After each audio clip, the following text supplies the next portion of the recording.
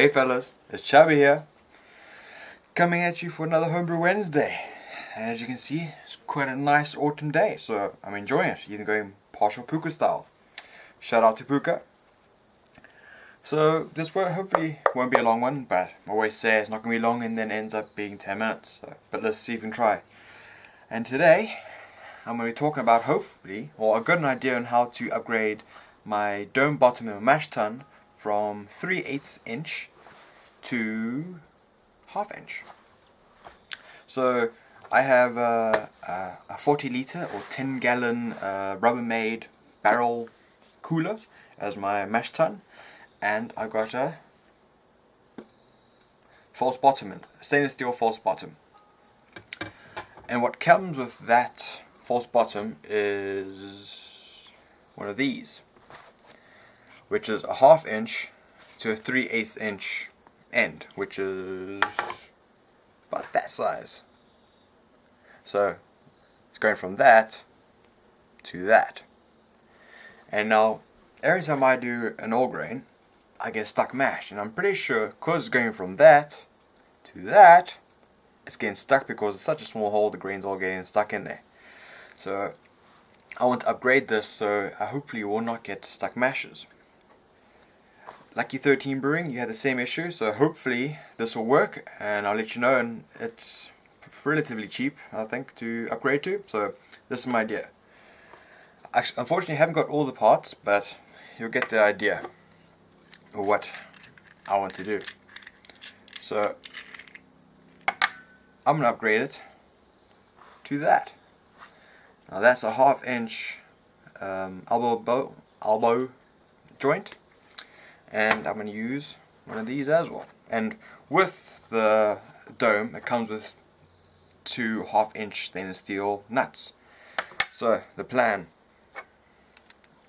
is to put that on there so it gives a bit of depth. Take that,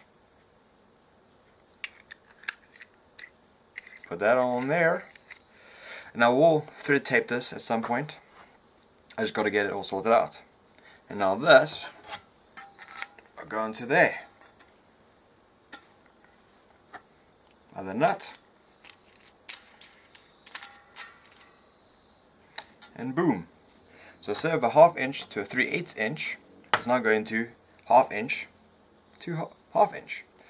Now I am trying to get myself another one of these, which is 1/2 inch to 1/2 inch, but I only have a 3/8 inch at the moment, so just pretend that this is a 1/2 inch to 1/2 inch. So I'm still working on that. I might not be able to get one of these exact ones. I might be able to get one that doesn't have the threads on it, but you can screw it over. So I might get another one of those, put that in there, and then that on top of it. But I'm still working it out. So then that will go on there. And in theory, that is now in a 1/2 inch. That's been upgraded to 1/2 inch instead of 1/2 inch to 3/8. So I usually use a bit of silicone to connect from there to the ball valve inside my mash tun. So that will just get connected onto there like that. Put a clamp on there, and then this will go onto the other side and clamped on. And now I have had no issues with this popping off. I have, it's pretty nice and stiff in there, but it has some agility to move because this might be a little bit higher than the ball valve, but it can move. So that's my whole plan of using that. So that's my upgrade to my mash tun, and hopefully that'll increase my, or not increase, but hopefully I won't get any stuck mashes now. And also the beauty of this is because I used that 1/2 inch, when I was using that, it was flush with that nut. But now I've added on a little bit extra on there, so hopefully I'll even have less dead space at the bottom of my mash tun. So that will be all tested out with the IPA that I'll be doing in 2 weeks' time. So yeah, it's not beautiful, it's a bit clunky, but I'm pretty sure it'll work. It's relatively cheap. Fortunately, I did pay $11 for that, when I then found out from Carl All Grain that I can get that stainless steel for $8. But what can I do? I've got it now, so I'm going to use that. I'm using brass bits from the plumbing section at the hardware shop, and nothing wrong with that right now. supposedly having brass bits or copper bits in there helps the mash, so we'll wait and see. But yeah, if I have anything else, I'll add it on after this. So yeah, that's the upgrade. So if you guys have the same dome bottom, it is possible to go from 1/2 inch to 1/2 inch. But now, oh yes, now we'll go for a little wee tasting of a beer. Oh yes, and not any old beer, it's the Pale Death Ale, which I was talking about last week. So let's get cracking on that, shall we? Alright then, hey guys, I'm back. It's the next day, and I'm going to be trying some of that. That is my Pale Death Ale. As you can see, it's still pretty cloudy, but the colour, I just love the colour. See if I can get a bit of that. Oh yes, I don't know if you can see, but there's a nice good carbonation up in there. Right. Yeah, so this has been a week on the CO2. Nice white pillowy head. It doesn't last very long, but I did forget to put carapulse on this one, but still fantastic. So cheers guys.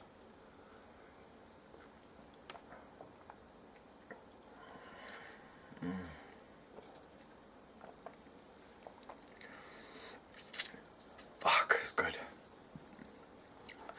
It's just, I think it is my best beer to date. I'm going to try and bottle some of them off the keg and send it to some people. I tried doing that yesterday.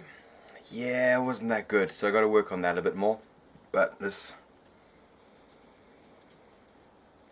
lovely resiny, hoppy flavour from the Waka. Getting a bit of tropical fruit, a bit of lychee, even a little bit of pine there almost.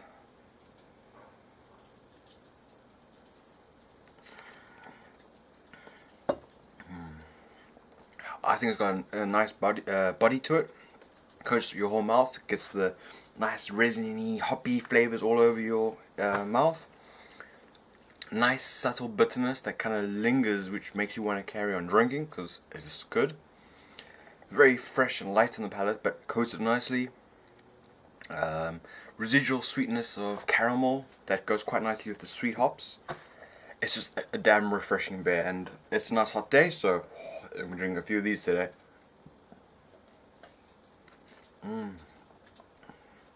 That's good. But today, I'm double fisting it. It's also got me this. Now this is the Bounty Island IPA. So let me give this a taste. Now this has been in the bottle for a while. I'm hoping it's not infected. We'll see. I'm a bit wary these days of this. Let's see. No, looks like it's all good. Ooh, totally different smell. A lot more really hectic resin in there. Almost a little bit of pine, like a pine nut, pineapple type flavor. Let's give this a bit of a pour, shall we?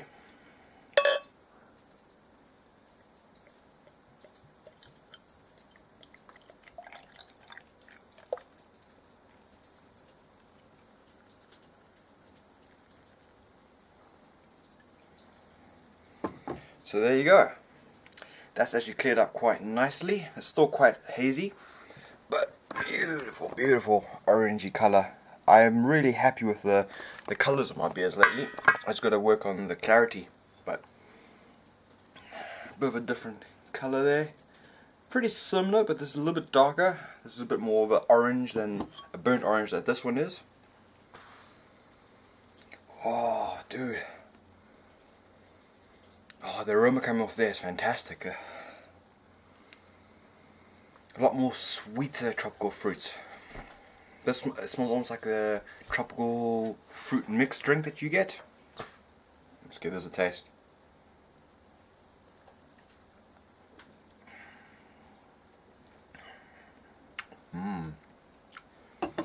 Now that's something.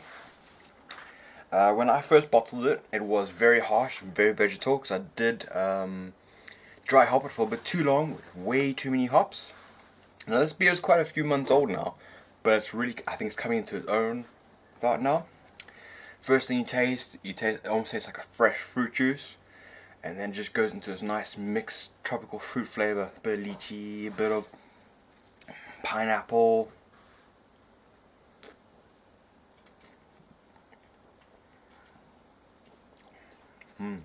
Definitely a bit more pineapple in there, maybe even a bit of passion fruit.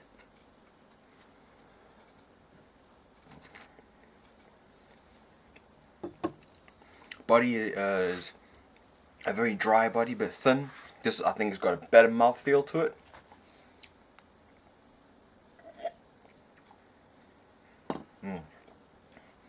That's definitely a lot sweeter hops on there.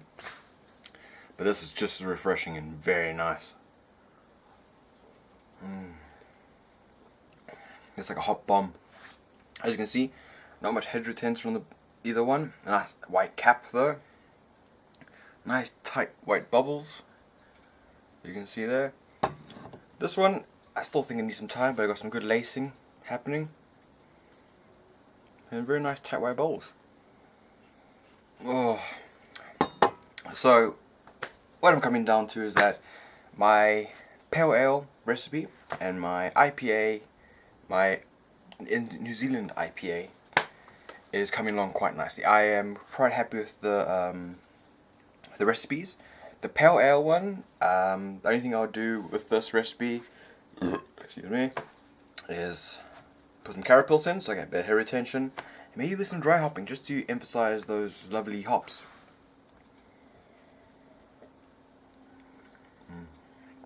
Love the mouthfeel on that one, silky and smooth. Now this one.